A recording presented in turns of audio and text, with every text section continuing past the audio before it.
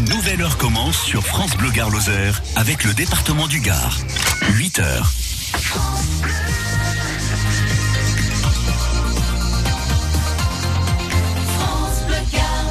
Bienvenue en ce lundi 1er juillet 2019 sur France Bleu Gard Lozère. Jérôme Plédy, 2 noyades à déplorer dans le Gard. Un enfant dans la piscine d'un camping à Mialet, c'était samedi, et puis hier, un légionnaire de l'Audun retrouvé sans vie près des cascades du Sautadé. La fraîcheur arrive par l'ouest, mais pas chez nous. La chaleur toujours de l'Aude jusqu'au Bas-Rhin en passant par le Massif central, la Côte d'Azur et les Alpes. C'est le cas ici. On fait le point dans ce journal avec Loïc Spadafora d'Agathe Météo. Le week-end, on le sait, a été particulièrement éprouvant pour les sapeurs-pompiers du Gard. 19 d'entre eux ont été blessés, 550 hectares ont été touchés par les flammes. Et puis la ville de Nîmes, nous le verrons dans ce journal également, veut redynamiser son centre-ville. Des actions sont déjà lancées pour cet été.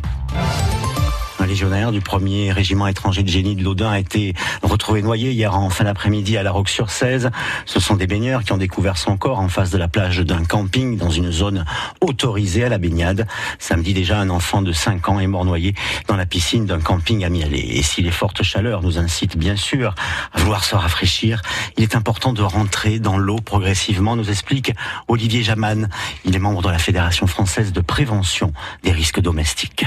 La chaleur extérieure étant tellement forte, le corps, lui, va s'adapter à cette chaleur. Les vaisseaux vont se dilater, le rythme cardiaque va s'accélérer pour refroidir le corps. Et une fois qu'on va se rentrer dans le milieu aquatique, qui lui est plus froid, les vaisseaux vont se resserrer, mais la pompe, qui est le cœur, n'a pas le temps de réagir instantanément. Et voilà, donc on a un afflux de sang au niveau des vaisseaux, et ça va risque de faire désamorcer le cœur et créer l'arrêt cardiaque. Alors on a envie de se jeter dans l'eau, on a envie de se pousser dans l'eau, on a envie d'arroser ses amis, et malheureusement c'est là où peuvent intervenir les troubles. Depuis le début de la canicule, on a dénombré en France au moins une noyade par jour. On dénombre notamment 4 victimes en une semaine chez nos voisins héraultais, au Grand Travers, à Carnon, à Frontignan ou bien encore à Marseille-en-Plage. Dans le Gard, ce sont les incendies aussi qui ont été